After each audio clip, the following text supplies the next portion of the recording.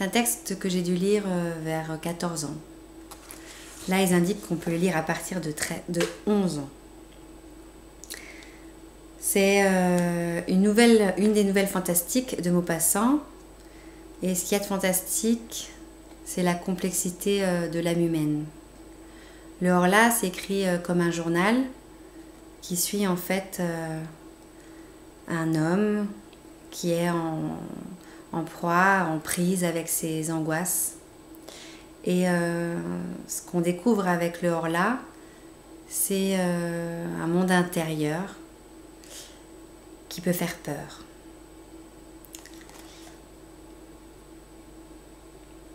Le Horla.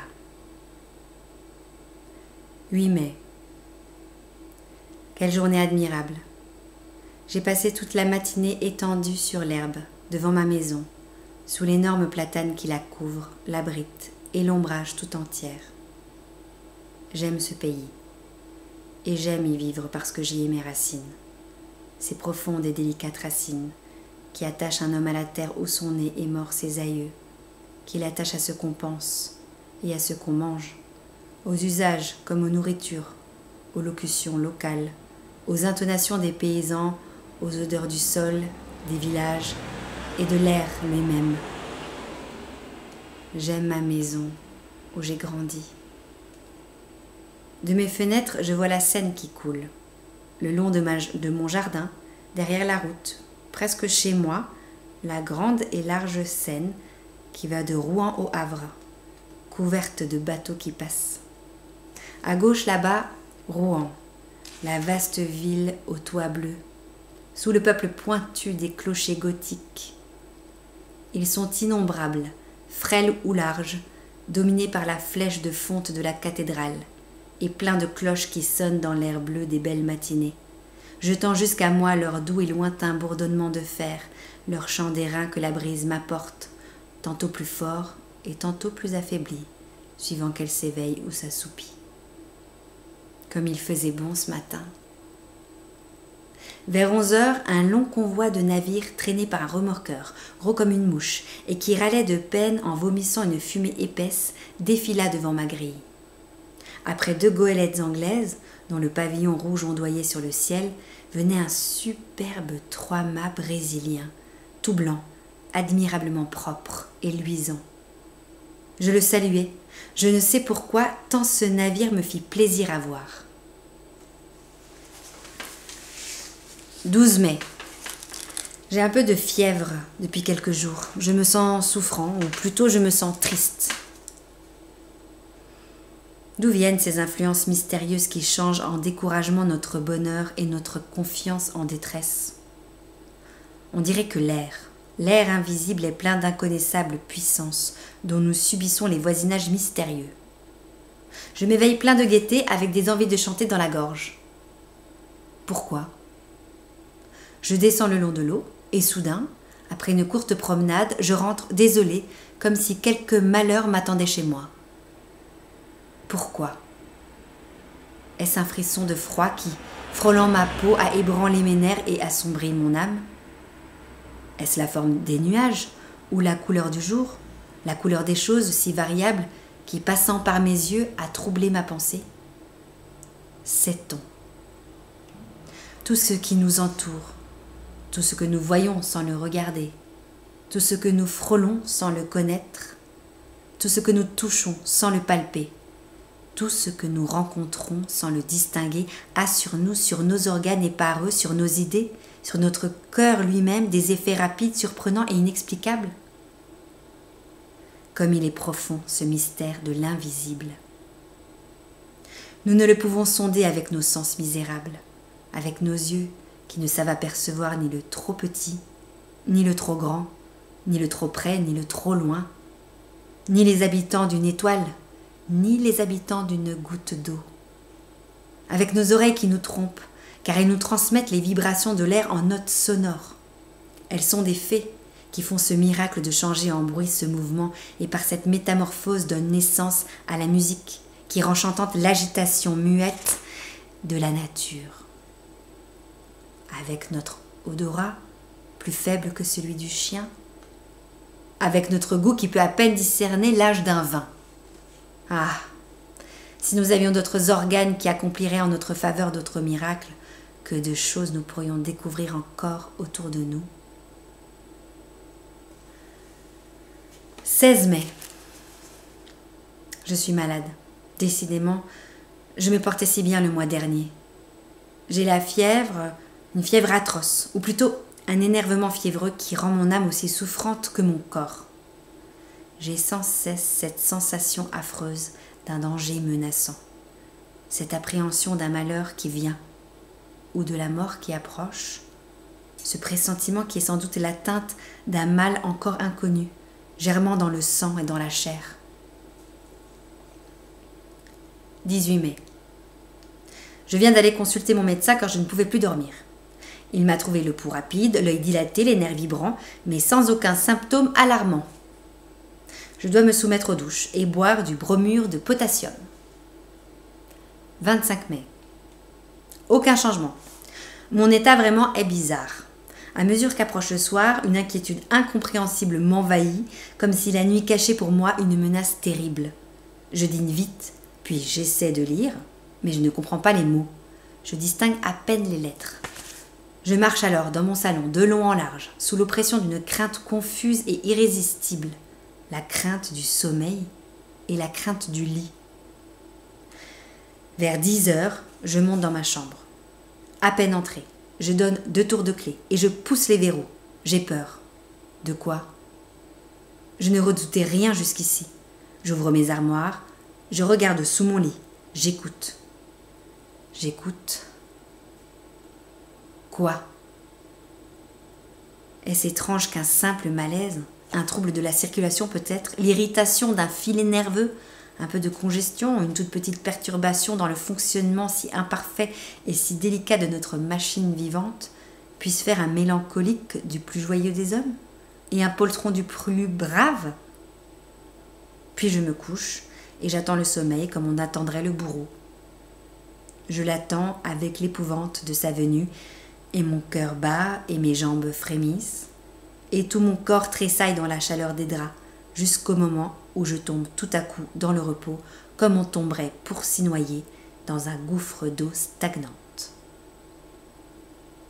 Je ne le sens pas venir comme autrefois, ce sommeil perfide, caché près de moi qui me guette, qui va me saisir par la tête, me fermer les yeux, m'anéantir. Je dors, longtemps, 2 ou 3 heures, puis un rêve, non, un cauchemar m'étreint. Je sens bien que je suis couchée et que je dors, je le sens et je le sais. Et je sens aussi que quelqu'un s'approche de moi, me regarde, me palpe, monte sur mon lit, s'agenouille sur ma poitrine, me prend le cou entre ses mains et serre de toute sa force pour m'étrangler. Moi, je me débats, liée par cette impuissance atroce qui nous paralyse dans les songes. Je veux crier, je ne peux pas. Je veux remuer, je ne peux pas. J'essaie avec des efforts affreux, en haletant, de me tourner, de rejeter cet être qui m'écrase et qui m'étouffe. Je ne peux pas. Et soudain, je m'éveille, affolée, couvert de sueur. J'allume une bougie. Je suis seule. Après cette crise qui se renouvelle toutes les nuits, je dors enfin, avec calme, jusqu'à l'aurore. 2 juin. Mon état s'est encore aggravé. Qu'ai-je donc? Le bromure n'y fait rien, les douches n'y font rien. Tantôt pour fatiguer mon corps, si lasse pourtant, j'allais faire un tour dans la forêt de Roumar. Je crus d'abord que l'air frais, léger et doux, plein d'odeurs d'herbes et de feuilles, me versait aux veines un sang nouveau, au cœur une énergie nouvelle.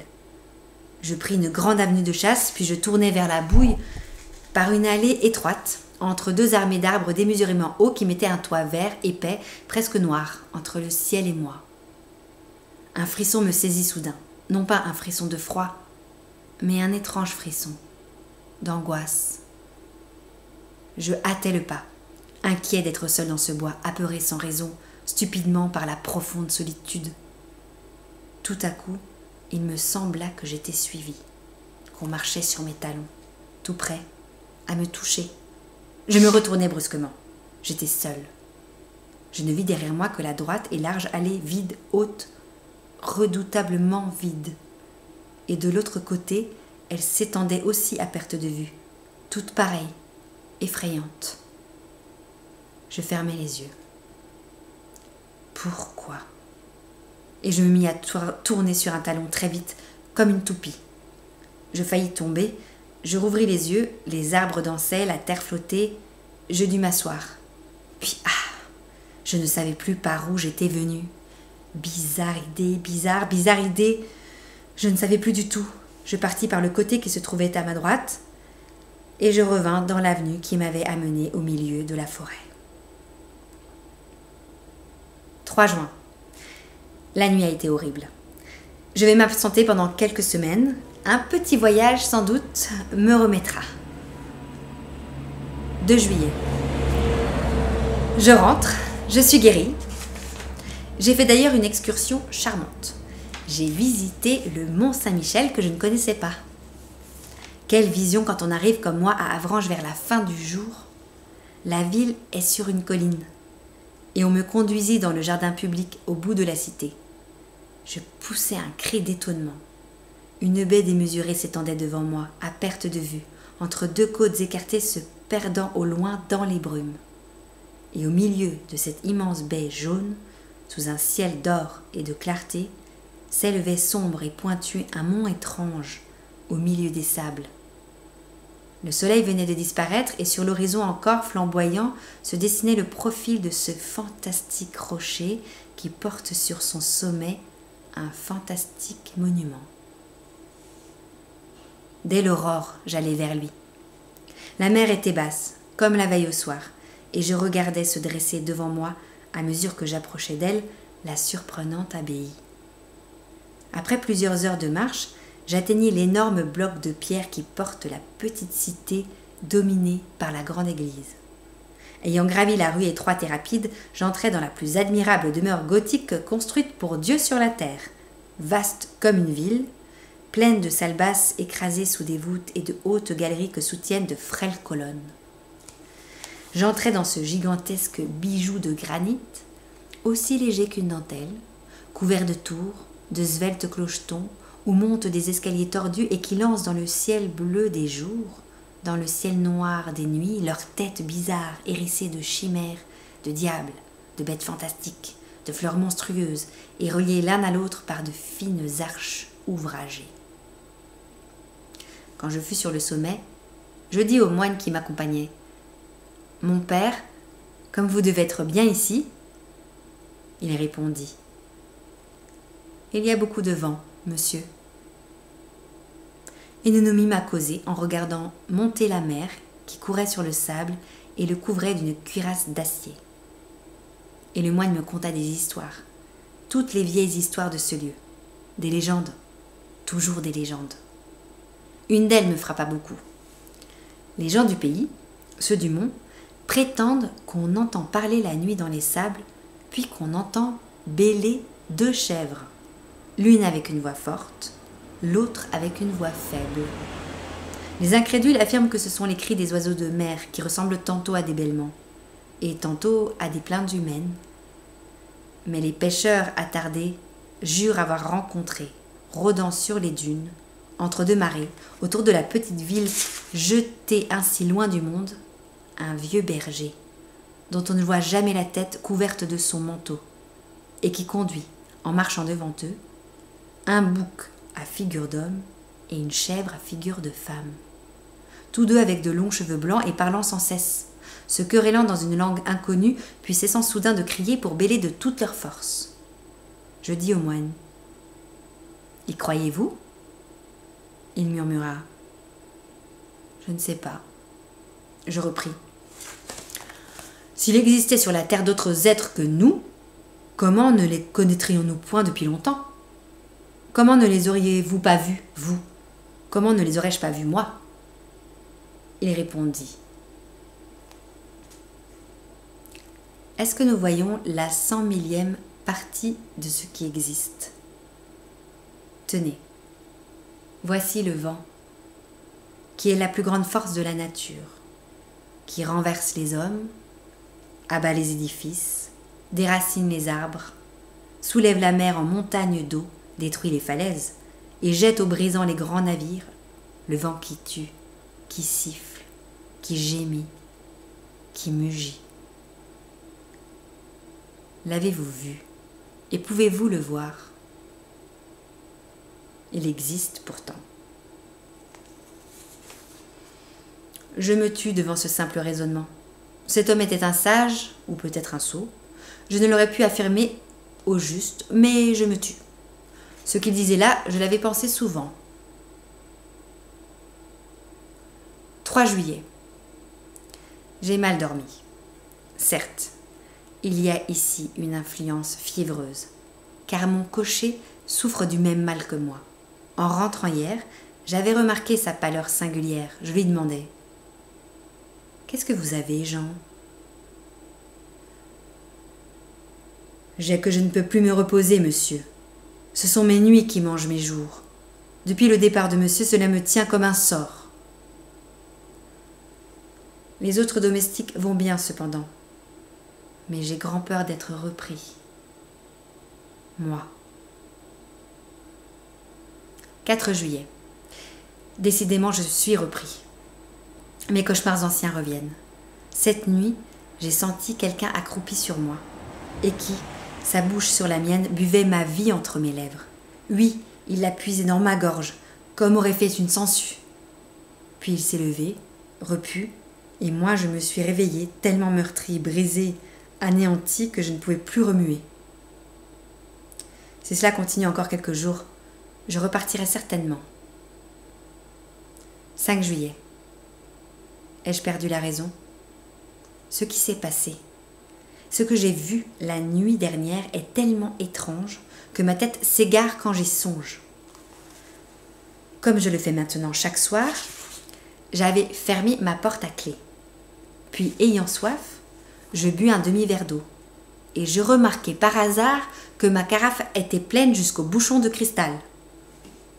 Je me couchai ensuite et je tombai dans un de mes sommeils épouvantables dont je fus tiré au bout de 2 heures environ par une secousse plus affreuse encore. Figurez-vous un homme qui dort, qu'on assassine et qui se réveille avec un couteau dans le poumon et qui râle couvert de sang et qui ne peut plus respirer et qui va mourir et qui ne comprend pas. Voilà. Ayant enfin reconquis ma raison, j'eus soif de nouveau. J'allumai une bougie et j'allai vers la table où était posée ma carafe. Je la soulevai en la penchant sur mon verre.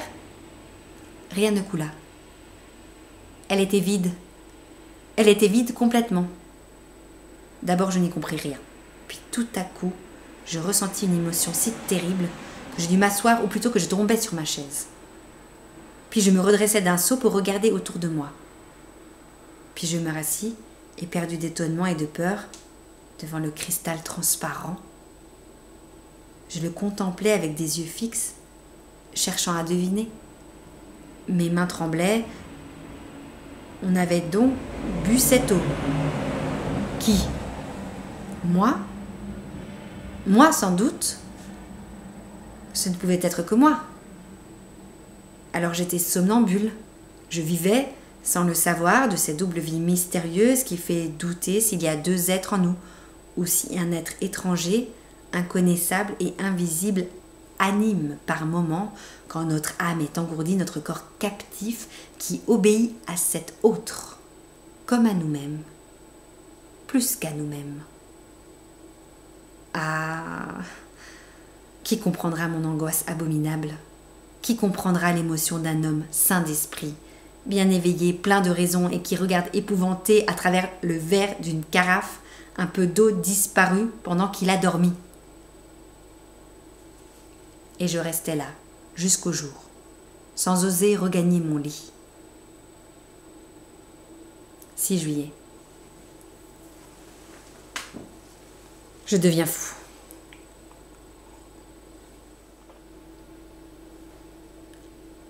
À suivre.